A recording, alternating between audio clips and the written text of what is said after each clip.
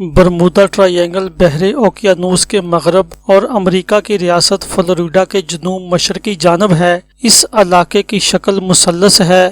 یہ مغرب کی طرف خلیج میکسیکو سے شروع ہو کر جنوب میں جزیرہ لیورڈ ویسٹ انڈیز تک، پھر شمال میں برمودا 300 چھوٹے جزیروں کا مجموعہ جن کی آبادی 65,000 نفوس پر مشتمل ہے تک، اور پھر خلیج میکسیمو اور جزائر بہاماس تک پھیلا ہوا ہے۔ بحیرہ اوقیانوس کے شمال میں ایک خاص مقام ہے جو بحیرہ سرگاسو کہلاتا ہے۔ اس کے پانیوں کی ایک خاص بات یہ ہے کہ ان میں سمندری نباتات کی ایک مخصوص قسم پائی جاتی ہے جسے سرگاسم کہا جاتا ہے۔ یہ بہت بڑی مقدار میں گول شکل میں پانیوں پر تیرتی رہتی ہے اور بحری جہازوں کے آگے رکاوٹ بن کر ان کی آمد و رفت کو مشکل بنا دیتی ہے۔ بحیرہ سرگاسو اپنی مکمل اور پرسکون خاموشی کے باعث مشہور ہے۔ اس میں ہوا کی موجیں اور سمندری طوفان شاذ و نادر ہی آتے ہیں۔ اس کو دہشت ناک سمندر اور اوقیانوس کا قبرستان بھی کہا جاتا ہے۔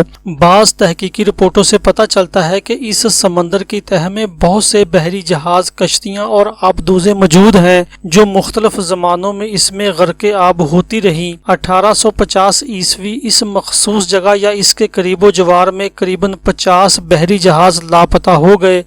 البتہ ان میں سے بعض جہازوں کے کپتان آخری لمحات میں خطرے کا ادراک ہونے پر پیغامات ارسال کرنے میں کامیاب رہے، مگر یہ اس قدر مبہوم اور غیر واضح تھے کہ انہیں کوئی بھی نہ سمجھ سکا۔ ان گم ہو جانے والے جہازوں اور آبدوزوں کی اکثریت امریکہ سے تعلق رکھتی تھی۔ سب سے پہلے جو جہاز لاپتہ ہوا اس کا نام انتھروجنٹ تھا۔ اس پر 340 افراد سوار تھے۔ اس کے بعد ایک آبدوز لاپتہ ہوئی جس کا نام اسکارپین تھا۔ اس پر دریاؤں اور سمندروں میں کام کرنے والے 99 افراد سوار تھے۔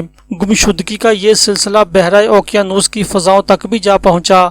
جیسے ہی کوئی طیارہ بحیرہ اوقیانوس خصوصاً جزائر برمودا کی فضائی حدود میں داخل ہوتا لاپتہ ہو جاتا۔ 1945 عیسوی میں امریکی ریاست فلوریڈا کے نیول ایئر بیس سے 5 بمبار لڑاکا طیارے معمول کی تربیتی پرواز پر روانہ ہوئے۔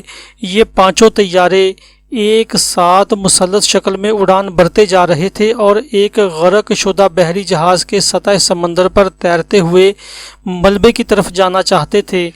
ایئر بیس کا عملہ ان طیاروں کی جانب سے کسی ایسے پیغام کا منتظر تھا جس میں ان کے پائلٹوں کو یہ بتانا تھا کہ وہ کس جگہ اور کس طریقے سے اتریں گے کہ اچانک ان کو گروپ کمانڈر کی طرف سے ایک عجیب و غریب پیغام ملا۔ گروپ کمانڈر چارلس ٹیلر نے ایئر بیس کنٹرول ٹاور کو یہ پیغام ارسال کیا: ہم اس وقت ایمرجنسی کی حالت میں ہیں۔ ہم اپنا روٹ مکمل طور پر کھو چکے ہیں۔ میں زمین کو دیکھنے سے قاصر ہوں۔ میں یہ بھی نہیں کہہ سکتا کہ اس وقت کہاں ہیں۔ ہم فضا میں گم ہو چکے ہیں۔ یہاں ہر چیز عجیب و غریب اور تشویش انگیز ہے۔ میں کسی سمت کا تعین بھی نہیں کر سکتا، حتیٰ کہ میرے سامنے جو سمندر ہے وہ بھی عجیب اور نامانوس سا ہے، اور میں اس کی تعین بھی نہیں کر سکتا کہ یہ کون سا سمندر ہے۔ اس کے فوراً بعد کنٹرول ٹاور سے فضائی بیڑے کا ہر قسم کا رابطہ منقطع ہو گیا۔ اس کے بعد بھی کئی ایک طیارے اس جگہ گم ہوئے۔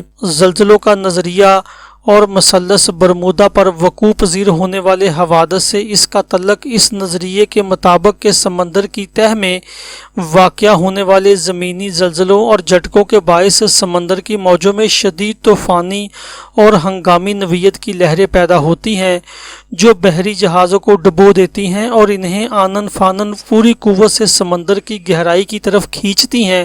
جہاں تک فضا میں اڑنے والے طیاروں کا تعلق ہے، ان جھٹکوں اور موجوں کی وجہ سے فضا میں بھی کچھ ایسی ہوائی لہریں پیدا ہوتی ہیں جن سے طیاروں کا توازن خراب ہو جاتا ہے اور پائلٹ کا طیارے پر کنٹرول برقرار نہیں رہتا۔ جزائر برمودا کے اوپر سے گزرتے وقت طیارے میں موجود قطب نما اور دیگر آلات عجیب و غریب شکل میں حرکت کرنے لگتے ہیں۔ یہی صورتحال بحری جہازوں کے کپتان کو بھی پیش آتی ہے، جو اس امر کی دلیل ہے کہ وہاں ایک شدید مقناطیسی قوت یا جذب کی ایک شدید اور عجیب و غریب طاقت موجود ہے۔